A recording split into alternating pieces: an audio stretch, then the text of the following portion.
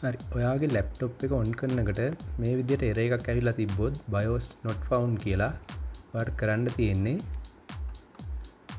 නැවත ඔයාගේ ලැප්ටොප් එක ඕෆ් කරන බටන් එකෙන් ඕෆ් කරන්න. ඊට පස්සේ ඒත් එක්කම ඔන් කරන ගමන් ඔන් වෙනතුරු ඔයාගේ F10 බටන් එක ප්‍රෙස් කරගෙන යන්න මේ විදිහට.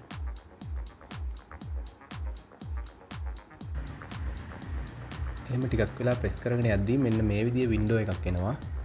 ඊට පස්සේ ඔයාලට කරන්න තියෙන්නේ ඔයාගේ arrow keys වලින් මෙන්න මේ විදිහට දකුණු පැත්තට යද්දී මේ වගේ වින්ඩෝ එකක් තියෙනවා. ඒකේ අවසානෙම තියෙනවා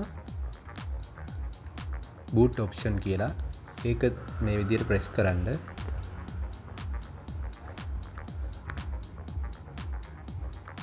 ඊට පස්සේ ඔයා මේ වගේ වින්ඩෝ එකකට අරන් යනවා. ඒකේ ටිකක් පහළට යද්දි තියෙනවා මෙතන legacy support T කියලා. ඒක disable වෙලා තියෙන්නේ. ඒක ඔයා enable කරගන්න ඕනේ මෙතනින් enter press කරලා. ඊට පස්සේ එතනින් එනවා yes දෙන්න. එතනින් ඔයා yes දෙන්න ඕනේ. හරි අපි දැන් මේ error එක fix කරගෙන ඉවරයි. ඊට පස්සේ ඔයා කරන්න ඕනේ මෙතන තියෙන ඔයාගේ escape button එක ESC කියලා ඒක press කරලා exit වෙන්න ඕනේ.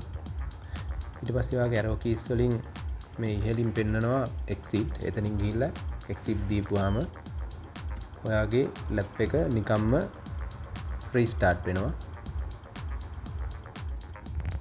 හරි ඊට පස්සේ මේ විදිහට Windows open වෙනකොට නැවතත් window එකක් එනවා මෙන්න මේ විදිහට. එතන තියෙනවා ඉලක්කමක් එක්ක enter press කරන්න කියලා. ඊට පස්සේ තමයි complete වෙන්නේ කියලා වැඩේ. ඔයාලට තියෙන්නේ එතන තියෙන ඉලක්කම ඔයාගේ keyboard එකේ press කරගන්න ඕනේ. හරියටම ඒක press කරගන්න ඒක type වෙනවා ඔයාලට පෙන්වන්නේ නැහැ.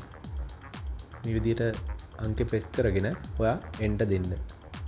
ඊට පස්සේ මේ විදිහට ඔයාගේ Windows සාර්ථකව open වෙනවා.